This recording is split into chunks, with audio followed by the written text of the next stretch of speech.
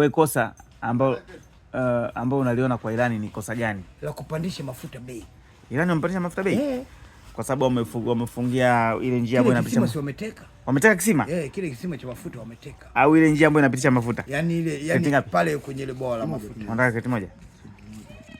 Labda chukua mbili na nyingine tu ni kesi. Kwenye bwawa la mafuta. Wameliteka. Bana. Na ushapinga tayari. Na mimi nilishapinga. Na pale na eneo zaidi kubwa mno. Irani una eneo lako? Na ndio lilisababisha vita mpaka kapigwa hapa hivi. Ukatekwa msalabani? Kwa sababu wanateka, mimi nimechimba nikayakuta, wanasema hapana, hata kama mzee amechimba siko na dada yetu.